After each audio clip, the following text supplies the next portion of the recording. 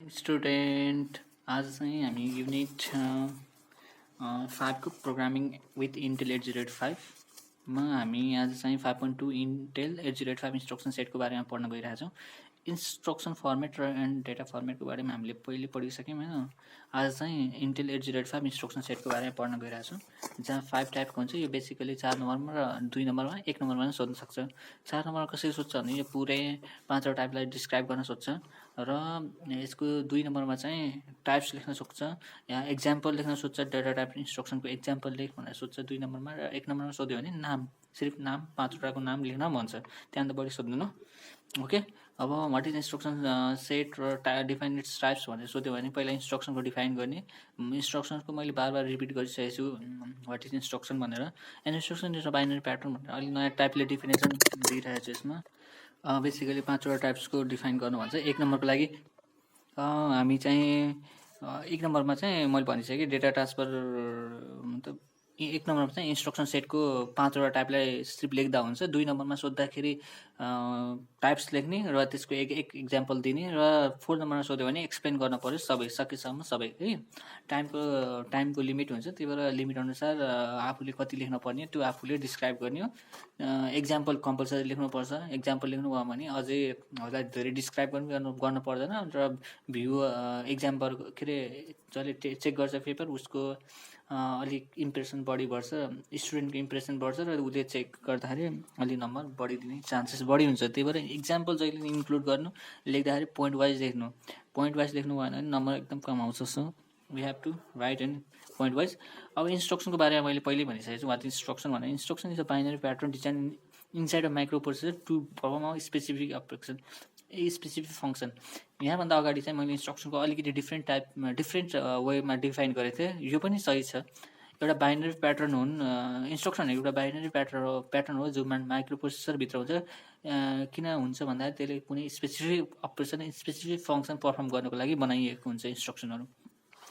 And instruction is represent by the 8 binary value. मैले भनिसकेँ 8 beet binary value भनेको के हो भनेर। इन्स्ट्रक्सनसँग 8 बिट बाइनरी भ्यालु हुन्छ, 8 बिटको हुन्छ। 8 बिट भनेको 8वटा रुम भनेको 8वटा कोठा भएको, जहाँ जहाँ कोठामा चाहिँ एक हाम्रो बिटहरू स्टोर हुन्छ। एक बिट मतलब 1 या 0 जुन पनि स्टोर हुनसक्छ, त्यो भनेको। Store set can be categorize into 5 types. 5वटा टाइप्समा इन्स्ट्रक्सन सेट क्याटेगोराइज छ, जुन चाहिँ फर्स्टमा हाम्रो data transfer instruction. Data type instruction basically के काम गर्छ भने यसले हाम्रो डेटाहरूलाई एक ठाउँबाट अर्को ठाउँमा ट्रान्सफर गर्ने मात्र काम गर्छ। यहाँभन्दा बढी अरू केही काम गर्दैन, सिर्फ डेटालाई ट्रान्सफर गर्ने काम गर्छ। बुझ्नुहोस्, डेटा ट्रान्सफर इन्स्ट्रक्सन भन्ने बित्तिकै त्यो इन्स्ट्रक्सन हाम्रो डेटा ट्रान्सफर गर्ने काम गर्छ। बुझ्नुभयो भने त्यहाँभन्दा बढी बुझ्नु पर्दैन, डेटा ट्रान्सफर, अरू केही गर्दैन। This instruction are basically use to transfer data from one register to another register. यो रजिस्टरले एक रजिस्टरबाट अर्को रजिस्टरमा डेटा ट्रान्सफर गर्ने काम गर्छ। या त त्यो micro processor within micro processor transfer गर्छ, या त उसले मेमोरीदेखि माइक्रो प्रोसेसरमा ट्रान्सफर गर्न सक्छ होइन, या रजिस्टरदेखि मेमोरीमा ट्रान्सफर गर्न सक्छ। जसरी पनि ट्रान्सफर गर्न सक्छ, सिर्फ डेटा ट्रान्सफर गर्छ। When an instruction after data transfer is group is executed, data is transferred from the source of the destination without altering the content of the source. भन्नाले जब डाटा ट्रान्सफर हुन्छ नि एक ठाउँबाट अर्को रजिस्टरसम्म, या मेमोरीदेखि माइक्रो प्रोसेसर या micro प्रोसेसरदेखि मेमोरीमा transfer हुन्छ नि data, त्यो transfer हुने बेलामा डेटाको जुन कन्टेन्ट हुन्छ नि, ओरिजिनल कन्टेन्ट, ट्रान्सफर गर्नुभन्दा पहिला त्यसको ओरिजिनल कन्टेन्ट हुन्छ, त्यो ओरिजिनल कन्टेन्ट ट्रान्सफर भइसकेपछि चेन्ज हुँदैन। भन्नको तात्पर्य के हो भन्दाखेरि, for example I have to भनौँ, फर इक्जाम्पल हाम्रो यो मेमोरीमा 1 स्टोर भ्यालु छ, यसलाई ट्रान्सफर गर्नु पऱ्यो कहाँ, माइक्रो प्रोसेसरमा। अब यसलाई मुभ गरिसकेपछि यसको ओरिजिनल भ्यालु कति छ, 1 छ। त्यो मुभ गर्दा पनि, ट्रान्सफर गर्दा पनि 1 नै हुनु पऱ्यो, वहाँ पुग्दा पनि 1 हुनु पऱ्यो।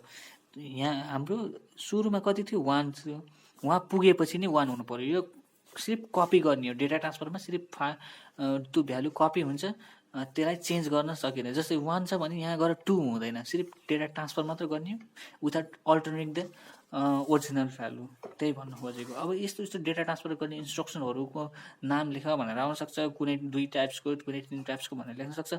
सो डेटा ट्रान्सफरको इन्स्ट्रक्सनको टाइप्सहरू के अरे इन्स्ट्रक्सन्सहरू चाहिँ हाम्रो मुभ, एमबिआई, यिनीहरू सबले मुभ गर्ने काम गर्छ, ट्रान्सफर गर्ने काम गर्छ। MVI immediately, LXI load immediately from the memory, load LDA load to the accumulator, store into the accumulator.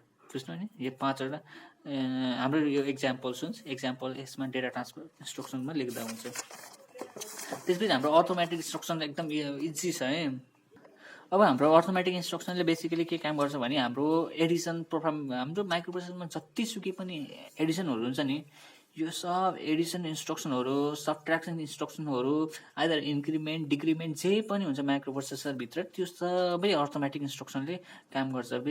बुझ्नु भने इन्स्ट्रक्सन जुन पनि अटोमेटिक अपरेसन हुन्छ नि, अटोमेटिक अपरेसन के हुनसक्छ, हाम्रो सब्ट्र्याक्सन, डिभिजन, एडिसन, मल्टिप्लिकेसन, चाहे जेसुकै होस् सबै चाहिँ हाम्रो अटोमेटिक इन्स्ट्रक्सनले काम गर्छ। त्यो सबै एडिसन गर्न पर्ने एड युज गर्छ, यो एड भनेको हाम्रो इन्स्ट्रक्सन हो। सब्ट्र्याक्सन गर्न पर्ने एसयुबी सब इन्स्ट्रक्सन युज गर्छ। त्यसै गरी अरू यहाँ थुप्रै इन्क्रिमेन्ट गर्नुपर्ने, डिक्रिमेन्ट गर्नु, यो सब इन्स्ट्रक्सन चाहिँ हाम्रो अटोमेटिक इन्स्ट्रक्सनभित्र पर्छ। यो इन्स्ट्रक्सनले बेसिकली हाम्रो डेटालाई अपरेसन पर्फर्म गर्ने काम गर्छ।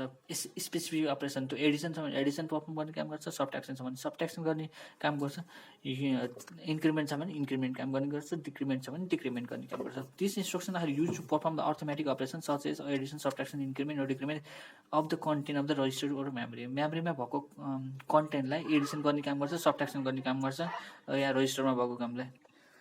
अब हाम्रो चाहिँ थर्ड नम्बरमा आयो लोजिकल इन्स्ट्रक्सन्स। अब लोजिकल इन्स्ट्रक्सनको काम के हो भन्दाखेरि हाम्रो लोजिकल पर्फर्म गर्ने काम। लोजिकल हामीले क्लास 9मा पढिसक्यौँ। लोजिकल भनेको लोजिकल अपरेसनमा हाम्रो के हुनसक्छ, लोजिकल अपरेसनमा फर्स्टमा चाहिँ अर एन्ड यस्तो थियो नि, हाम्रो अरू के थियो, नेट, यो सब हाम्रो लोजिकल अपरेसन हो। माइक्रोप्रोसेसरले पनि लोजिकल अपरेसन पर्फर्म गर्छ। त्यही भएर हामीले सुरुमा डाइरेक्टली माइक्रोप्रोसेसरमा पढ्नुपर्छ भनेरै हाम्रो क्लास 9मा चाहिँ हल्का यसको बारेमा डिटेल त होइन, हल्का त्यसको लागि कन्सेप्ट बनाएको, अर्को बारे अर एन्ड नेट यसको बारेमा हल्का बुझाउने गरेको छ 9मा। यसले त्यो बुझेर क्लास 10मा चाहिँ अलिकति सजिलो पर्छ। अब यो जुन हामीले पढेको थियौँ नेट एन्ड अपरेसन, लोजिकल अपरेसन्सहरू सबै माइक्रोप्रोसेसरले पर्फर्म गर्छ।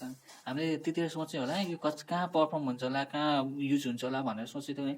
यस्तो खालको चिजहरू चाहिँ लोजिकल अपरेसन चाहिँ हाम्रो माइक्रोप्रोसेसरभित्रै युज हुन्छ, अरू धेरै इलेक्ट्रोनिक्स डिभाइसमा पनि युज हुन्छ होइन। लोजिकल इन्स्ट्रक्सन भनेको अब logical instruction are use to perform the logical operation such as and or compare, rotate, etcetera, यस्तो खालको अपरेसन चाहिँ लोजिकल इन्स्ट्रक्सनभित्र आउँछ।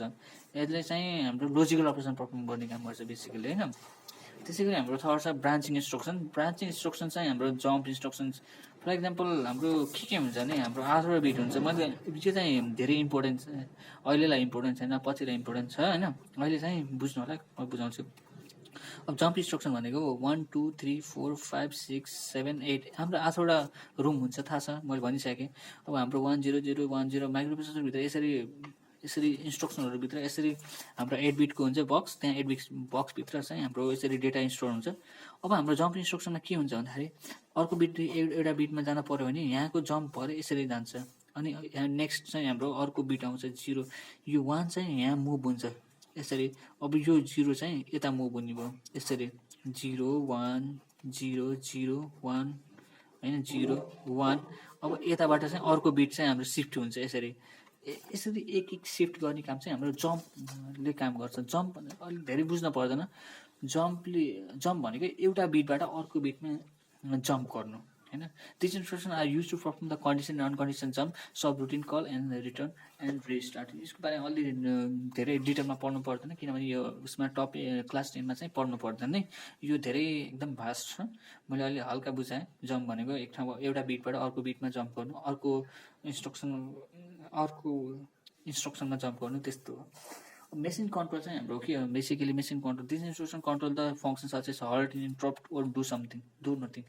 यो चाहिँ मेसिन कन्ट्रोल इन्स्ट्रक्सन चाहिँ हाम्रो प्रोग्रामिङ गर्दाखेरि हामीले प्रोग्रामलाई स्टार्ट भनेर लेख्नुपर्छ सुरुमा, त्यो चाहिँ मेसिन कन्ट्रोलमा आउँछ। किनभने उसले प्रोग्राम स्टार्ट गरेको छ र लास्टमा चाहिँ प्रोग्रामलाई भ्याइसकेपछि, सिद्धिसकेपछि एक्जिक्युट गर्ने बेलामा लास्टमा टर्मिनेट हुनु पऱ्यो त्यो प्रोग्रामलाई। टर्मिनेटलाई हामीले हल्ट हेरेर टर्मिनेट गर्छौँ। त्यसै गरी बिचमा प्रोग्रामलाई केही प्रोग्राम चल्दा बिचमा केही इन्फर्मेसन, केही इन्स्ट्रक्सन दिन पऱ्यो भने त्यसलाई इन्टरप्ट युज गरिन्छ, या अरू केही नगर्ने, केही पनि गर्दैन। त्यस्तो खालको चाहिँ मेसिन कन्ट्रोल चाहिँ हाम्रो मेसिन कन्ट्रोल इन्स्ट्रक्सनभित्र आउँछ। The microprocessor operation related to the data manipulation can be summarized in 4 functions such as copying data, popping, automatic operation, logical operation, testing. यो सबै यसैभित्र आउँछ मेसिन कन्ट्रोलभित्र होइन.